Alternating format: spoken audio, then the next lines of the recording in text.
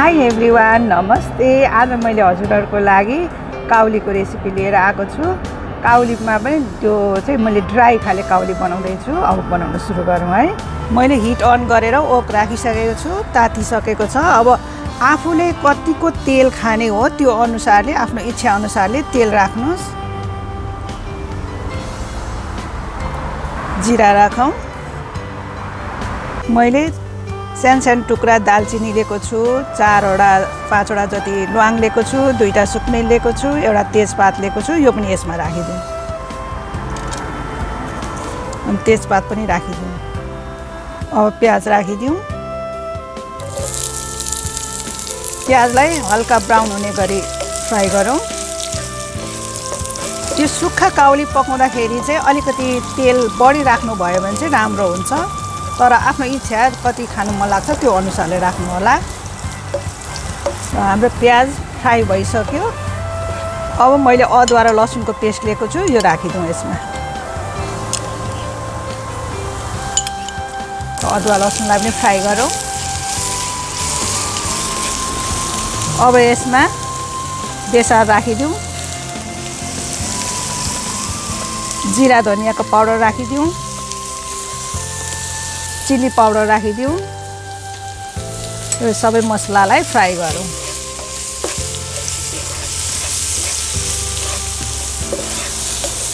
थोरै पानी राखेर यसलाई फ्राई गरौँ, नत्र ड्राई मसला छिटै डढ्छ।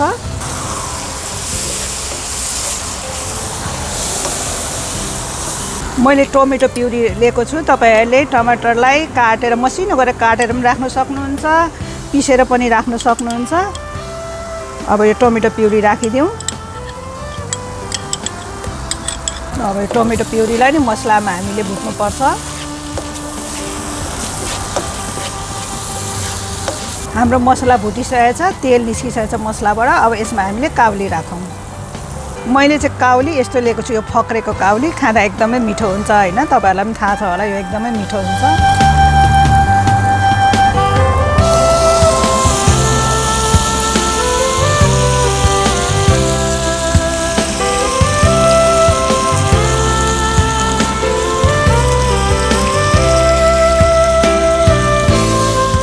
अब आफ्नो स्वाद अनुसारको नुन राखौँ।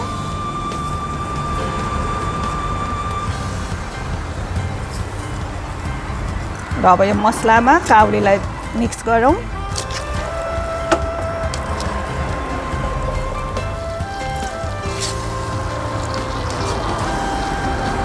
अब हामीले यो मसलालाई काउलीमा मिक्स गरिसक्यौँ। अब यसलाई चाहिँ हामीले 2-3 मिनटको लागि चाहिँ छोपेर पकाउँ।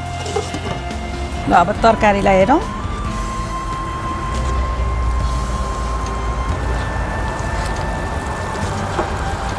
अब यसलाई फेरि एकछिन छोपेर पकाउँ। ल अब फेरि तरकारीलाई हेरौँ।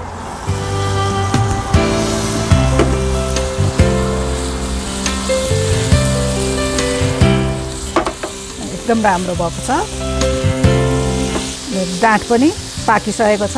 अब हामीले चाहिँ यो खुल्लै राखेर यसरी चलाउँदै एकछिन पकाउनु पर्छ हामीले।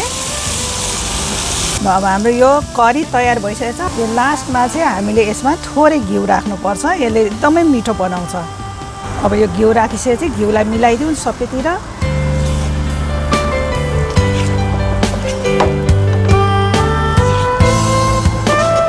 ल अब म यो काउलीको करीलाई डिस आउट गर्छु है।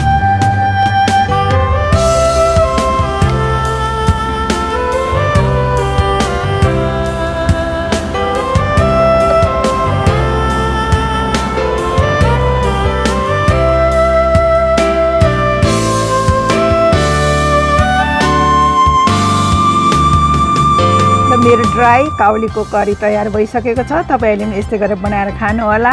तपाईँहरूलाई मेरो यो रेसिपी मन पर्यो भने मलाई लाइक, कमेन्ट र सब्सक्राइब गरिदिनु होला।